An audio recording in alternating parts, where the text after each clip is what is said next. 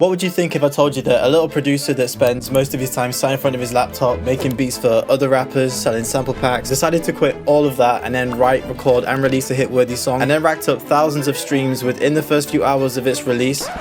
Yep, that's me. So in this video, I'm going to break down the simple process of creating a great song from scratch. I'm also going to reveal an insanely effective strategy that I used to build massive hype around the song, which led to a bunch of pre-orders way before the song had even dropped. And I'm also going to reveal one simple promotion tactic that brought in thousands of views and streams within the first 24 hours of the song going live. And the best part is that I was able to do this without any crazy budget for a music video or paid promotion. Just me on my Todd, a few close friends, and a lot of hard work to get this thing to the finish line. But before we dive in, I just want to share with you why I decided to quit producing, albeit temporarily, to release the song. So let's rewind to the winter of 2022. I was single, doing pretty well for myself as a producer, selling sample packs online, making content, even doing brand deals and selling a beat or two. Then something hit me, something that I'd never experienced before, something that honestly could destroy the career of anyone in any field. It kind of crept up slowly, and before I knew it, I was already way too deep in it to just kind of, snap myself out of it. And that thing was burnout. Yeah, it just started to drag everything down. The content started slipping, the quality was dropping, which meant the viewership went down, which also meant the business side of it kind of went down as well. So I did the one thing that anyone with even an ounce of success will tell you not to do.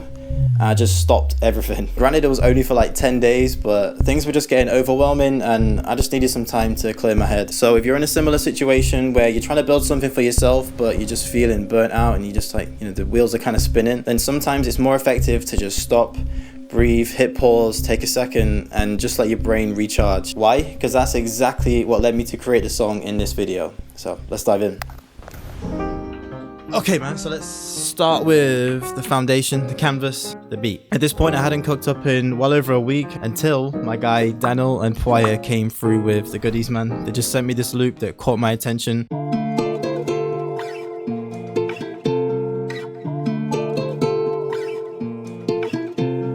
They always send me the craziest guitar loops, but this one just stood out to me. Just added some simple drums, didn't want to take any attention away from that loop.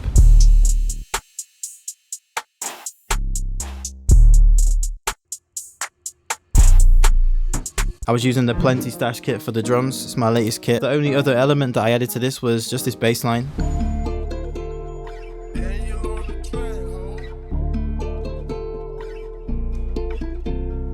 After that, I just arranged it into a full track, so we had an intro, hook, verse, hook, and then an outro, short and sweet. And that was the whole beat. Now we go into the part that I'm not so comfortable with, the vocals. Now, I've dabbled in laying down my own vocals in the past, so it wasn't completely new to me, but I'd never made a full song before, so I just thought, fuck it, let me just try and do the entire song in one night. I'm not doing anything else at the minute, so what's the worst that can happen? Now, I'm not going to sit here and say that there was some proven system I used for coming up with the best lyrics, but the heart of the song, the best part of the song in my opinion, and the most catchy part, is the B section in the hook.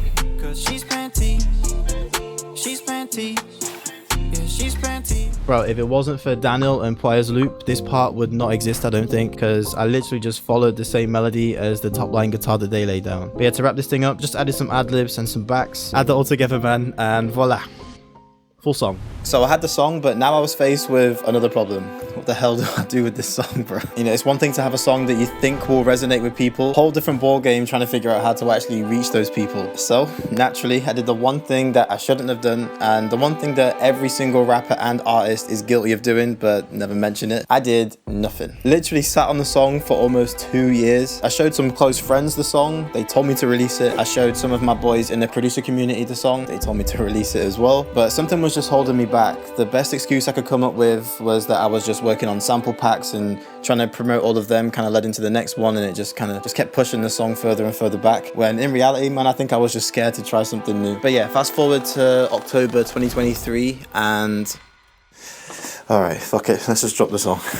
So if we're going to release this, I really want to do this properly. So we've got 3 ways to do this. Option 1, release it ASAP and spend about 2 to 4 weeks putting out content every day, like TikTok, shorts, reels, just trying to blow the song up organically. Option 1 sounds kind of good, but I did try this last year with my guy Bond and it didn't really get the song as much attention as I thought it would. Option 2, just release the song and let it promote itself. Alright, let's quickly rule out option 2. It's just not going to work. So I'm going to go with this third option, which I'll tell you exactly what it is in just a moment, because there's one crucial reason behind behind this option that I don't think most people ever notice. So let me just tell you a little story. So last year I was running sessions with my guy Ocean and our manager, working with some crazy artists like Chip, SX, J1, just to name a few. But there was this one guy called Rucci LSE, and at the time we were trying to get him in for a session. Unfortunately, it never happened because he was promoting his upcoming song called No Rush.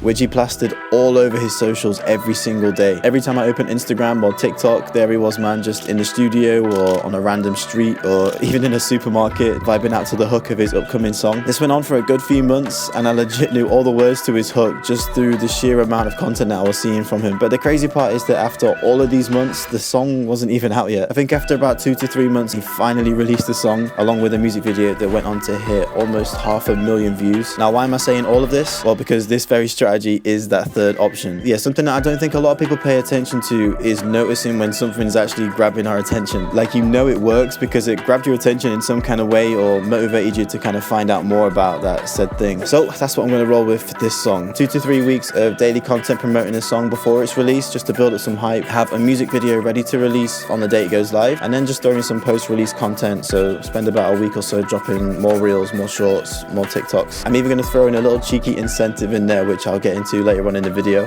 So that's it, man. I hope this works. So I had the plan, now it's time to start getting things ready. Since the song was about a girl, I figured I'm gonna need a girl for the music video. So I asked my close friend Lily to help me out and she was down to do it. Next, I just needed a videographer. One of my boys that I used to skate with back in the day, called Carl Baxter, is a sick photographer and videographer, so I thought I'd just hit him up. Yo, what's going on, man? So you know that song I sent you like 6 months ago, the She's Plenty one? I'm thinking of releasing it. I was gonna do like a whole music video and everything. So I was gonna ask A, if you fancied helping me out filming the music video, and then B, if you had any ideas, like if you can go back and listen to the song, like if you had any ideas about what kind of style we can do for the video and like where we could shoot it. But yeah, just let me know, man. Peace. Hey up, pal. About bloody time. I've actually been working at some places on the outskirts of town recently that I think would be perfect for the sort of vibe you're going for. So yeah, let's grab the gear and we'll go out and have a look and see what we get.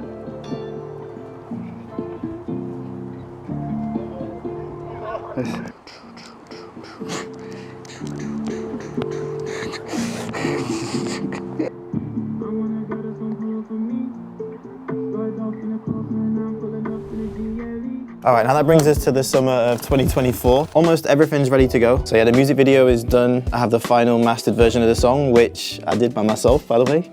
Tutorial pending. The cover art is finished. I actually did this myself when I just took like a still from the music video because one of the scenes was just like really vibey and it just looked perfect for a cover photo. So yeah, just use that. Now the song along with the music video is finished and scheduled. That's ready to go on the 26th of August. Now all that's left to do is promote the hell out of this song. As I said earlier in the video, we're going to be promoting the song for about 2 weeks in the build up to the release. Yeah, I'd say most smaller artists really mess this section up, or this part of the process. A common theme that I've noticed is that they'll just grab 1 or 2 clips of them vibing out to the song and then they'll just spam them over and over and over again on socials. But if you really want to do the song justice, you have to post fresh content every single time. Different angles, different styles of filming, different styles of videos each time. This way it shows that you really care about the song, and from a visual perspective, it just shows the song in a whole bunch of different lights. So me and my girl took the camera out and we just got as many clips as possible from every angle, different styles, different ways of filming, and just stocked up on as much content as we could. Now, if you remember earlier in this video, I said I was going to give a little incentive for people as well to kind of pre-save the song and just kind of get them on board with the song. Now, as I'm a beat maker, producer who's got a sample pack business, I was like, okay, how can I kind of leverage that and incentivize my audience, which is mainly producers, to want to pre-save the song and want to like pre-order the song? And the answer was kind of obvious. So I just created a brand new kit. It was called the Plenty Stash Kit. It was actually the very kit I used to create this song. It's a kit full of my go-to sounds. I included 20 melodic loops in there and a bunch of different melodic phrases as well. So yeah, that's what I kind of used to push even more pre-saves for the song. You know, the more pre-saves, the more kind of you throw the song into the algorithm and kind of give it its best chance at doing well. So that was the little incentive, man. Everything is in place. Now it's just time to execute the plan and see what happens.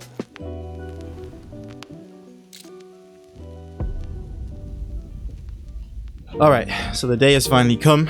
Release day. Song's going live everywhere. We're at 6 p.m. So we've got like 30 minutes until till it goes live. So I thought we could go through some of the pre-release results and just show you guys like how the pre-promo went, you know, the building the hype to the song before the release. The results wasn't really what I was expecting at all. You know, with me being like a producer first, I thought I'd just get like a bunch of comments just saying like, bro, just stick to your lane, just stick to making beats. But it was the total opposite. I can't even lie. Bunch of comments saying, snap, this is hard. You defo got to keep dropping songs. This shit went crazy. Imagine being out in the countryside and seeing LLB come through spitting bars. And yeah, I can't lie, this is exactly what I was hoping would happen, but I thought I was being a little bit overly ambitious when, you know, I set out to do this. Instagram seemed to be showing some love on the song as well. I made like a meme just with the song playing in the background, and I did really well on Instagram. We got 11k views. After that, I just kind of promoted like traditional promo content, and the best performer was this one. I want a girl that's gonna pull up for me.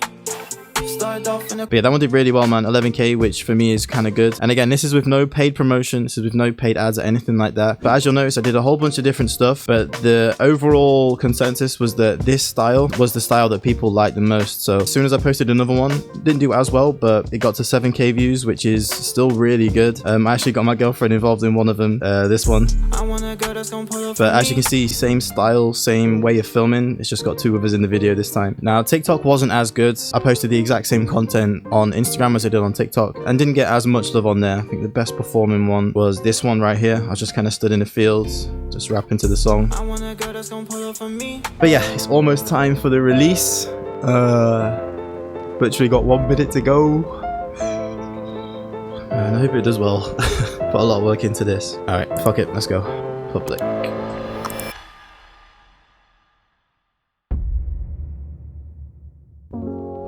Okay, so the song's been out for a week now, and as you can tell by the smile on my face, the song's been doing pretty well. Now, just to preface this, it's not up in the millions like Kanye or Drake, but for someone who's just dropped their first song on their own with no label behind them, no crazy budget, no ad spend or anything like that. Granted, I've got a bit of an audience, you know, I've got the YouTube channel and stuff like that, but outside of that, no extra help. I honestly think this is a pretty good achievement. So yeah, let's take a look at the numbers. The music video did really well. That jumped straight to number 1 out of 10. So 1 out of 10 is the best, 10 out of 10 is the worst. So yeah, we're all good for that. I can't lie, I was not expecting a good performing music video, especially because I was posting it on this channel, which is mainly like producer content. Now let's take a look at the streams. Spotify's looking real good, man. We hit just shy of 1,500 streams within a week, which I think is pretty good. Let's take a look at Apple Music. 117 streams on Apple Music, which is okay. It's not as much as I thought it would be, but overall a good solid performance. Now, if you remember from the beginning of this video, I did say I was going to share one simple promotion strategy that enabled me to get a bunch of streams and a bunch of the views that I got for this song that I just dropped. And that single thing is reverse engineering. See, this was a brand new process for me. I've never promoted a song before, really. Granted, I've got a lot of experience marketing sample packs and stuff that kind of translated to this, but in general, I was kind of a newbie. So finding someone that inspires you, someone that really grabs your attention when they're promoting something, and reverse engineering their entire process down to the very fine details from the type of content that they put out, really analyzing every single second of content that they put out and kind of figuring out why that works, buying their products, listening to their music and just dissecting their music, seeing what works and seeing what doesn't, really just immersing yourself in it and reverse engineering that whole process is the key to promoting anything. Honestly, there's no step-by-step blueprint, there's no exact thing that everyone's doing that works every single time. A lot of this stuff is trial and error, and you just got to kind of pave your own way with it. But yeah, feel free to listen to my song She's Plenty and let me know what you think of the song down in the comments. Honestly, every save, stream, download, view means an absolute ton to me. And if you want to get the Plenty stash kit, the one that I used to cook up the beat for the song She's Plenty, then I'll leave a link in the description for you. It's on sale at the moment, so it's definitely worth snapping up a copy ASAP. Now, the truth is, making a hit-worthy song can be real difficult. I mean, as you can see, there's a lot of work that goes into it just from this video, but you can completely destroy your chances of blowing up your next song if your vocals aren't mixed properly. So check out this video right here where I've broken down my proven vocal mixing system that makes anyone sound incredible. Peace.